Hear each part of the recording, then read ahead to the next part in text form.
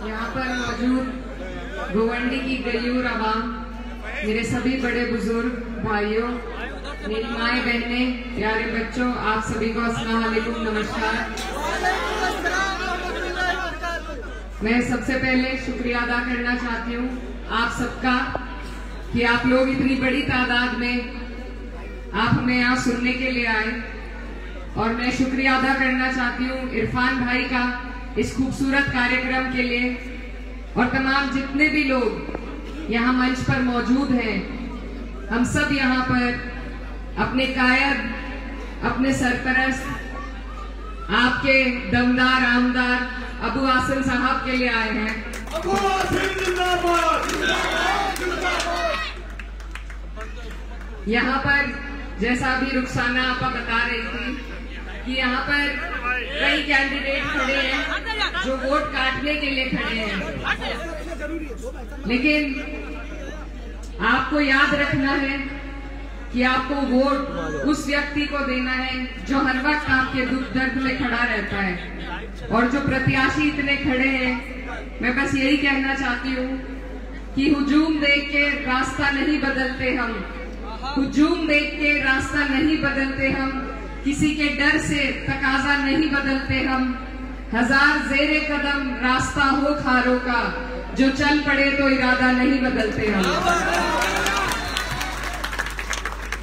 ये जो चुनाव है महाराष्ट्र का, ये बहुत महत्वपूर्ण चुनाव है, क्योंकि ये सिर्फ आपके सूबे का चुनाव नहीं, इस चुनाव पर पूरे देश की, पूरे मुल्क की नजर है, और इसका प्रभाव भी पूरे देश की राजनीति पर पड़ने वाला है। तो इस चुनाव में आपको और हमें एक ऐसे गठबंधन का साथ देना है जो आपके और हमारे लिए बनाया गया है। हमारी पार्टी समाजवादी पार्टी इंडिया गठबंधन का हिस्सा है, और ये जो गठबंधन है ये भाईचारे का है, सबको जोड़ने का है। आपकी और हमारी हिमायत के लिए इस गठबंधन को बनाया गया है। हमारी पार्टी यहाँ से महाविकास अघाड़ी का भी हिस्सा है, और हम चाहते हैं कि ये जो सरकार जो आपके ऊपर खरीद फरोख्त करके थोपी गई है, इसको हम हटाएं और यहाँ पर ऐसी सरकार बनाएं जहां हमारी हिस्सेदारी हो, जहां हमारी सुनवाई हो। तो उसके लिए आप लोगों को एकजुट होकर वोट देने का काम करना है। अगर हम दो वोट सबको देंगे, अपने वोटों में बंटवारा करेंगे, तो फायदा सिर्फ और सिर्फ भारतीय जनता पार्टी का होगा। तो आप सबको एकजुट होकर जिस तादाद में और जिस जोश और मोहब्बतों के साथ आप यहाँ खड़े हैं, इस जोश को आपको वोटों में तब्दील करने का काम करना है।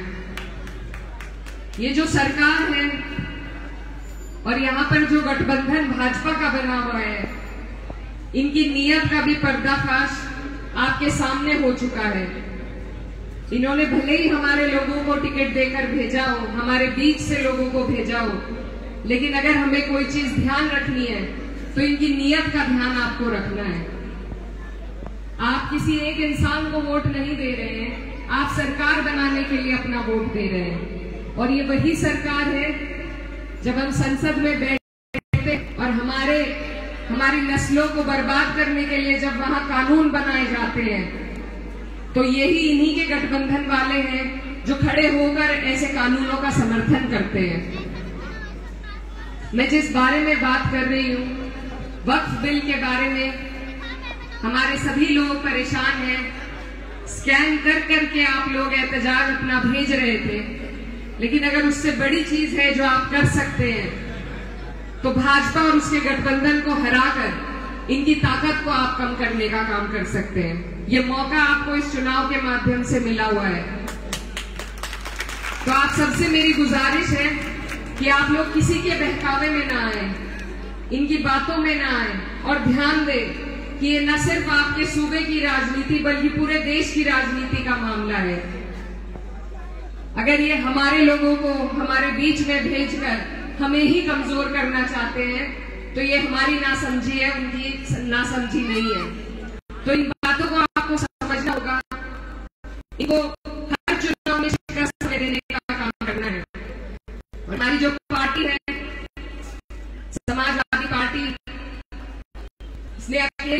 दम पर वो है 400 पार का नारा था, बस करने पर इसका सबसे बड़ा समाजवादी पार्टी का है। तो हम लगातार कोशिश कर रहे हैं। हमारी पार्टी का पीडीए का नारा है, पिछड़ा, दलित, अल्पसंख्यक, हर वो वर्ग जो अपने आप को शोषित, वंचित महसूस करता है, जो कतार में सबसे पीछे खड़ा रहता है। हम समाजवादी के लोग उनकी हक और हकूक की लड़ाई लड़ने का काम करते हैं। आज हमें जरूरत है कि हम सबको छोड़कर चले। नफरत की राजनीति जो लोग कर रहे हैं, उन्हें अगर किसी तरीके से जवाब दिया जा सकता है तो वो आपसी भाईचारा बनाकर, क्योंकि उसी से सबसे ज्यादा डरते हैं।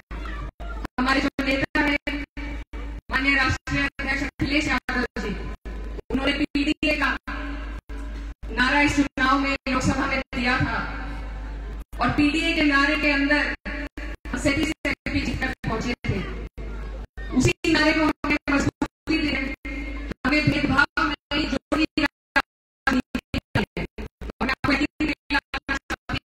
कि हमारे मुल्क में नफरत से ज्यादा अमन पसंद लोग मौजूद हैं।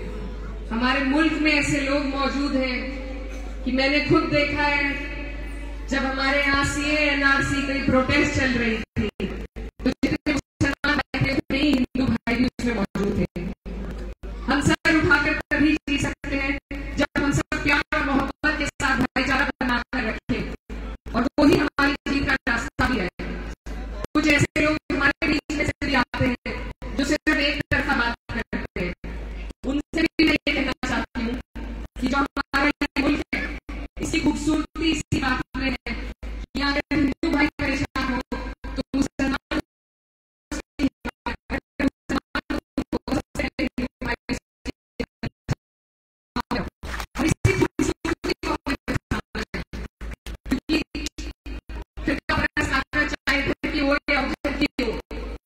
वो हमारी हिमायत कभी नहीं हो सकती। उससे समाज में सिर्फ फूट पड़ेगी, दरार पड़ेगी।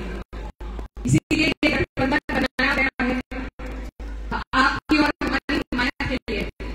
और अगर हम लोग फिर भी ऐसे लोगों का साथ नहीं देंगे तो शायद आगे कोई हमारे लिए आकर खड़ा नहीं होगा। तो ये बहुत गंभीर बात है और बहुत बड़ी हमें लंबी सोच रखनी है, सिर्फ अपने क्षेत्र की नहीं, क्योंकि आपके जो आमदार हैं यहाँ पर वो सिर्फ गोवंडी की राजनीति नहीं करते। सिर्फ गोवंडी को उनकी वजह से सरपरस्ती का एहसास नहीं होता। हम जो लोग उत्तर प्रदेश में बैठे हैं, महाराष्ट्र के लोग जो और जगहों पर हैं, सबको इनकी सरपरस्ती का एहसास होता है, सबको इनकी वजह से सुरक्षित होने का महसूस होता है। तो आपको ऐसे लोगों को जिताना है, हमें ऐसे लोगों को अपने बीच से जिताकर भेजना है जो आपकी और हमारी हिमायत में लड़ाई लड़ सके, हमारे वजूद की लड़ाई लड़ सके। और अकेली कोई लड़ाई नहीं जीती जा सकती। मैं जहां से आती हूँ, मैं आपके सामने जीतकर जाकर सबूत हूँ कि मुझे हर वर्ग, हर समाज ने वोट दिया है, और यही खूबसूरती है जिसको हमें देश में आगे चलना है। क्योंकि वक्त का भी तकाजा है, आपसे मैं बस यही कहना चाहती हूँ कि आप बहुत खुशकिस्मत हैं कि आपको नुमाइंदगी के लिए ऐसा शख्स मिला जो इतनी शिद्दत से, इतनी ईमानदारी से और इतनी जद्दोजहद से आपके लिए हर लड़ाई लड़ने का काम करते हैं। हमारी पार्टी के सिर्फ 2 विधायक थे अभी विधानसभा में, लेकिन जो गूंज है वो सत्ता वाले विधायक भी हमने नहीं सुनी।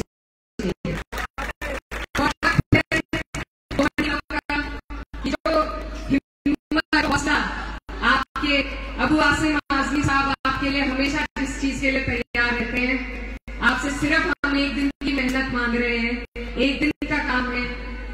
अपना एक एक वोट आप लोग बटोर के, एक एक वोट जोड़ के आपको आने वाली 30 तारीख को 5 नंबर का बटन, साइकिल का बटन दबाने का काम करना है। मेरा से बेटी और बहन का भी ताल्लुक है, क्योंकि यहाँ ज्यादातर यूपी के लोग हैं, तो उस ताल्लुक से भी मैं आपसे गुजारिश करती हूँ कि हमारे सरपरस्त मेरे वालिद के